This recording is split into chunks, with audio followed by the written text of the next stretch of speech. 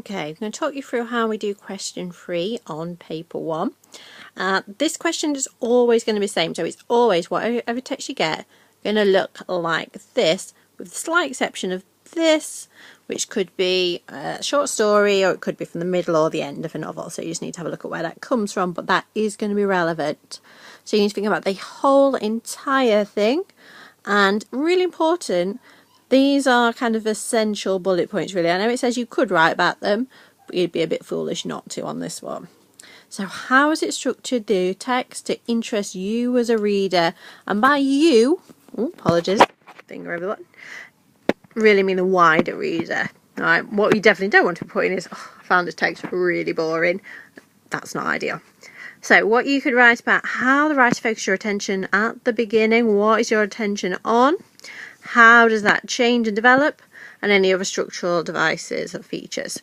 So what you're focused on really are on the lookout. Are they using things like setting? Are they using things like prophetic fallacy? So use of weather to reflect the mood.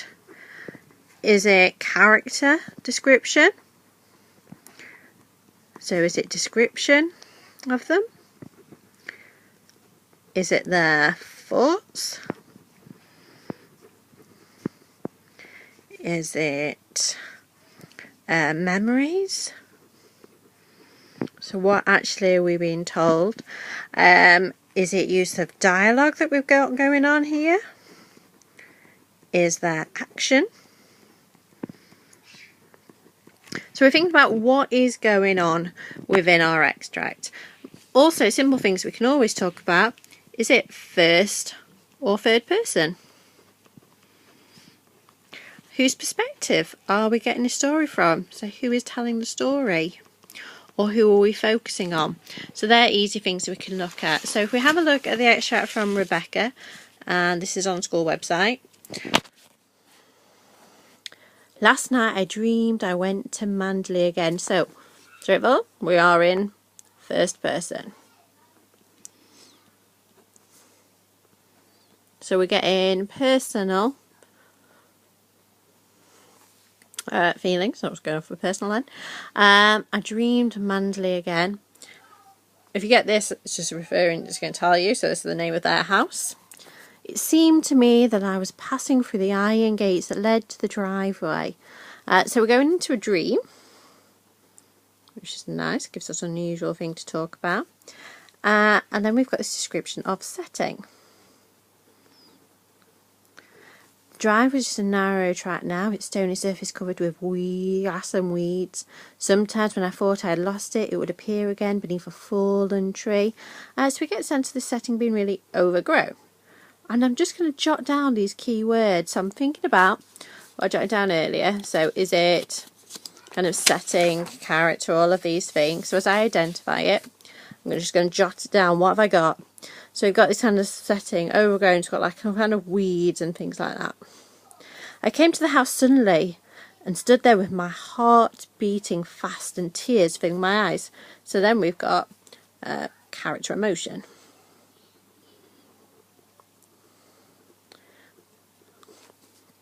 So we get the impression of how important this place is to her. We don't know why yet, which is intriguing and fascinating. What is going on here? Why is her heart beating fast? Why are there tears filling her eyes? What happened here?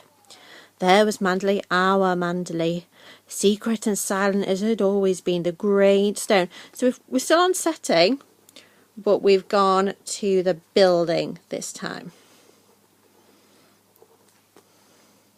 This one was the grounds. So we've moved forward in a dream, up the driveway to the building. And I'm not going to read all this out because we read it on question 2. But we got a sense of the beauty. And then, but these weeds are back. And this is a really important thing to think about with this question, is any recurring imagery. So we've got weeds, and I spotted weeds earlier as well. So we've got this repeated weed images. It has that sense of negativity. And then we move from the grounds inside the house now. So when we're looking at the library, The door stood half open as we left it, with my handkerchief on the table beside it. And we're going really into very small details. So we've gone from big sort of grounds to the house, and then into small details within the house. Then a cloud came over the moon like a dark hand across the face. Ooh, sinister. So now we do get a sense of pathetic fallacy coming through here. If I can write properly, which I can't when I'm... Oh, can't type. Pathetic fallacy. The memories left me. I looked again at an empty shell with no whisper of the past about its staring walls. Our fear and suffering were gone now. Back to the emotions. What has gone on here? We don't know, but it's intriguing. When I thought about Manderley in my waking hours, I would not be bitter. I would think of it as it might have been if I could have lived there without fear. I would remember the rose garden in summer, and the birds that sang there, tea under the trees, and the sound of the sea coming up to us from the shore below.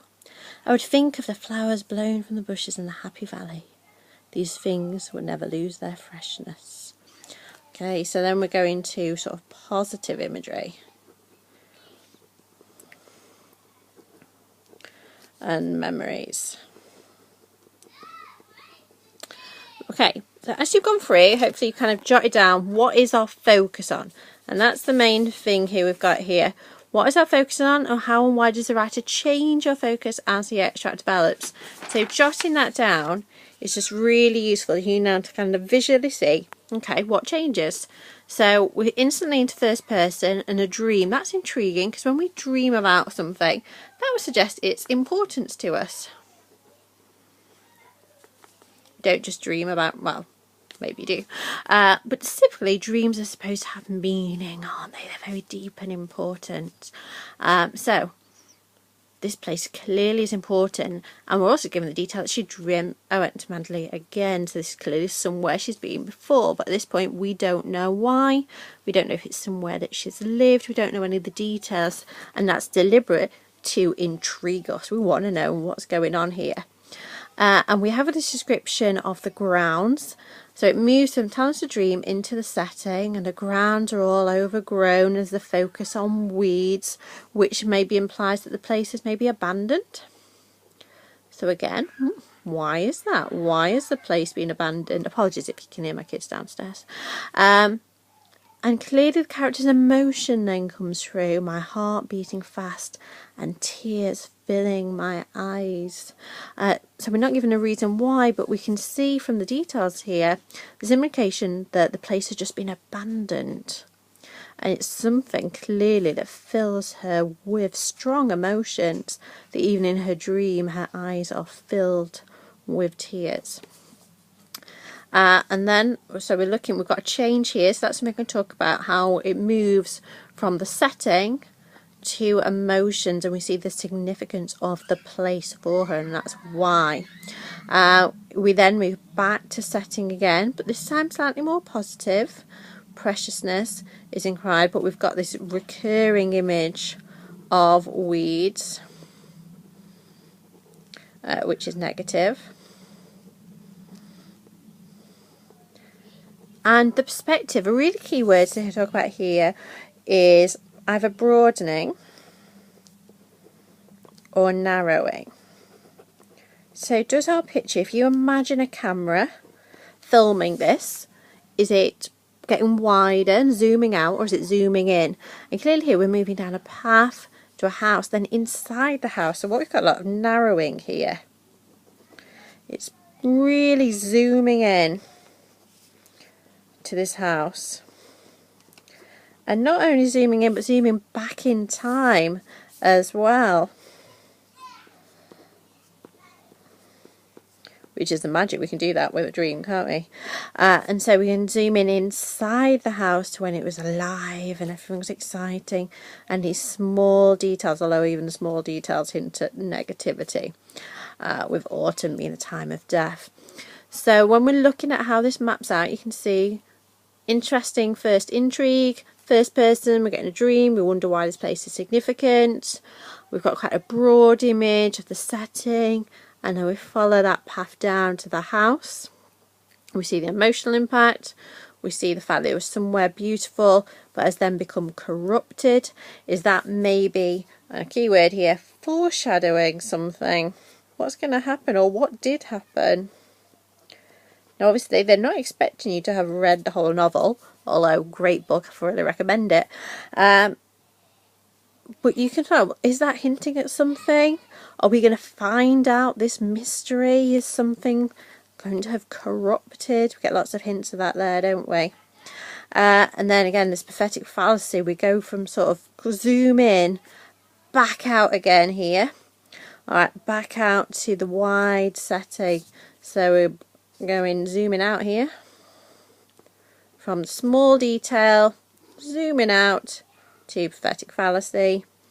And we're back to the reality of the here and now as well, with the empty shell. So the dream has taken us, kind of zoomed in on the house, the small details, back to when she was there and it was alive, and then zooming out again, bringing her back to the present day. And a kind of determination, so she clearly has been bitter. When I thought about it, Megan, I would not be bitter, so she clearly, something has caused her to have these bitterness. And going back kind of full cycle, we see her emotions again now. But she's leaving it with a more positive, sorry my handwriting is terrible when I'm trying to do it in a rush. Back to more positive. So as we're structuring it here, it's really kind of simple how you actually put your response together.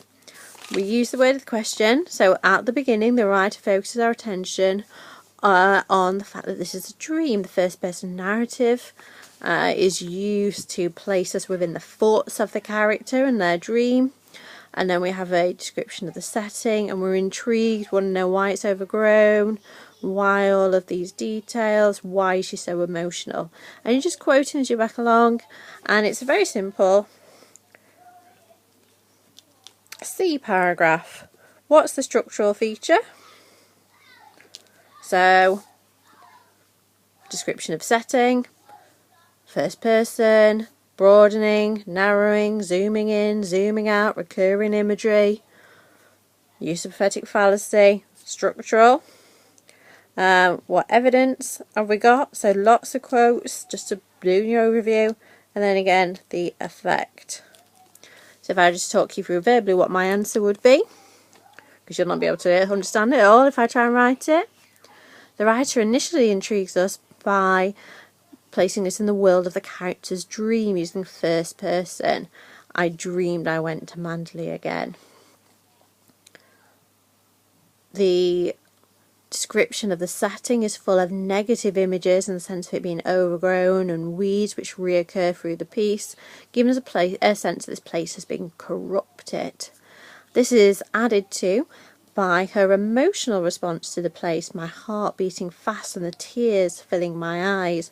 Remember, we're not going to analyse language choices, leave that alone. Her strong emotional response to the scene intrigues the reader. Why does she feel this way? And we want to know the cause of these strong emotions and why she's left Manderley to be abandoned. The writer then zooms in on the house itself. There are hints of positivity, but these are juxtaposed by the recurring image of the weed. And then we zoom right inside the house, but also change to the past as well, with my handkerchief on the table beside a bowl of autumn flowers. We can see the significance of the place to the narrator as she brings such tiny details to life. However, the character cannot sustain this small focus level of detail, and the writer switches to prophetic fallacy. A cloud came over the moon like a dark hand across the face.